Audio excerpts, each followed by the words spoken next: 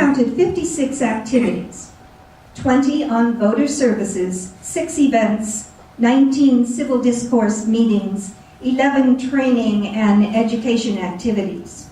And each one of those activities is supported by many committee and volunteer work hours.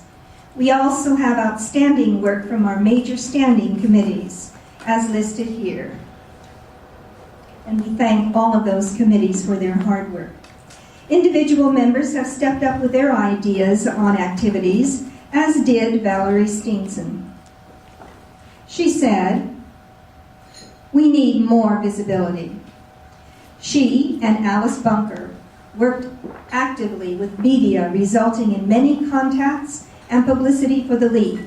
The Tribune, New Times, Times Press Recorder, features in the Atascadero News, Information Press, Tolosa Press, Journal Plus, Information Press. And the book is on the press table, so take a look at it at some time.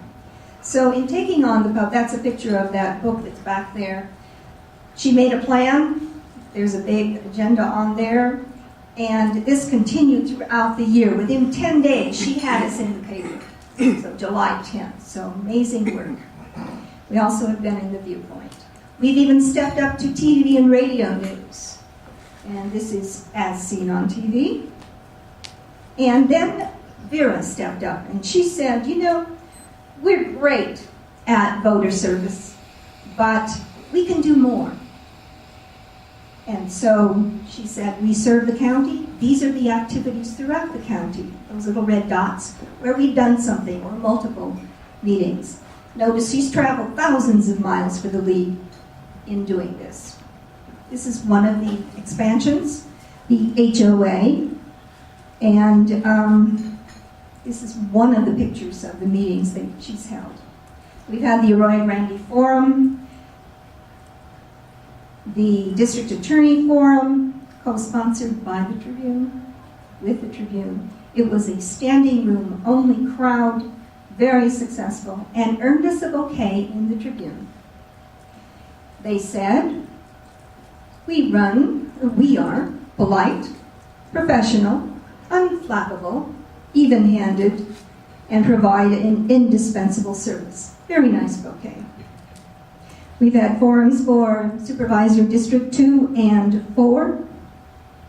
This is a picture of our forum team at the break time. We run 2 adopt polls, assisting voters at the poll. This is a couple of our adopt poll teams. Many more people. It was hard to get them all because they come serially. We ran the 5 cities fire election. That was over 6,000 ballots counted. That was also computer assisted in the counting. We have 4 general meetings a year. The first one is the opening meeting in September.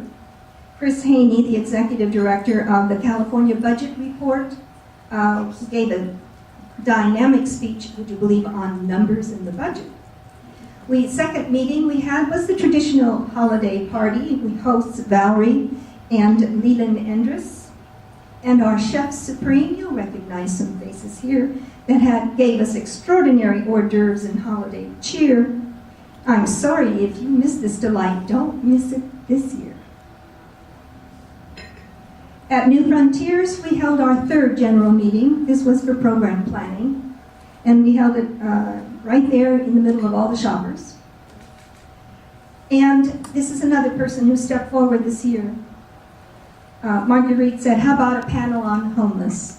And she pulled together a dynamic group of people with lots of the county and other officials. We partnered with the Tribune. They gave us ads in the paper and terrific publicity. They printed handouts for us. And here's the team.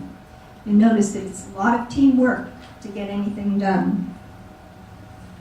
And here's a picture of that homeless forum, and once again, it was standing room only, and a very diverse audience. We had the homeless all the way up to the directors in the community. We started this year, and this is the first of them, of a Meet Your Mayor. And we started in Atascadero, and Tom O'Malley gave us a wonderful tour of the renovated City Hall. and gave us the history and the issues of the present in Atascadero. We had a special education tour at the Diablo nuclear plant, and going into the situation room, what happens when all the sirens go off, and they gave us a demonstration. We heartily recommend that all members and the community take this inside tour of Diablo if you get the chance. And here's the tour group that went there. We really believe in training leaders for our future. And Anne Havlick started the Salon series, and we started our first workshop with social media. And here's our media team who presented and made it possible. The second forum was on forum training. We want more of these teams coming together and helping us out. Very successful, where we had experienced moderators and team folks passing on their information to the rest of us. This year, we instituted an extra half hour for our board meetings. Most people would groan, but what we did with that half hour was make it possible to bring in people with special hot topics and invite members to come and join us at the board meeting to listen to some timely issues like the first 5, the Phillips oil expansion, the Citizens United, and climate change. And we'd like to do more of that this year. So do join us at the end of our board meetings if you happen to be in town. You know that the State League updated the guide to California government, and through a gift of Kachuasajan, we were able to provide copies of this guide to all of the schools in the county school system. And by asking the new director of the library, he said yes, and he put that also in all of the libraries in the county system. So we feel very good about that. After 10 years of not doing a study, last year at this time, you voted to do a study on civil discourse. Sharon Kimball, on the left, took on the task of chair, and we had meetings all over this county, in living rooms like Eleanor's living room, thank you, and the PG&E building, more meetings, and in restaurants. Everywhere there's a place we could gather, we're talking about civil discourse. The committee, you can see, had lots of meetings too, and we think we broke the record overall for meetings on any individual topic this year. And we had a very civil committee, and everybody knows how to practice what we are talking about. In training leaders, the state has the leadership conference in San Jose, and as in all conferences, it's the get-together where you really profit the most. And this is one of the techniques we learned there this year. It's called conversational mapping. That's a picture of it. Put your idea in the center and then have little wings and talks. And you do this all quietly. So it's very useful for controversial topics. And we'd like to try it out maybe next year. So keep tuned to that one. This captures the moment when Jennifer Wagner, the president of the State League, announced her stepping down as president and said that Helen would be taking her place. So we are very fortunate today, before Helen knew this, that we had signed her up to be our speaker. So we believe in other training workshops, and we had them held at the spokes training and meeting rooms. We're testing out, trying out some of the new webinars as part of the training, so the computer comes in really handy. And Alice Bunker, another one of those people who steps forward, said, you know, we need to become better informed. I want one-stop shopping for all voters and members for information so that we're tied together, that we stay connected. And here's a few of the things she does. And these are enormous tasks. She needs help. Do step forward and offer to help her. So we have, to stay connected, the voter. A beautiful, beautiful work that she's been improving throughout the year. You can see that it's good. You've gotten yours. You got one with your packet. Hope you liked it. Also, she's improved our website. And if you don't know this website, lwvslo.org, Put it down. Make it a simple click away off from your computer, because that's your one stop.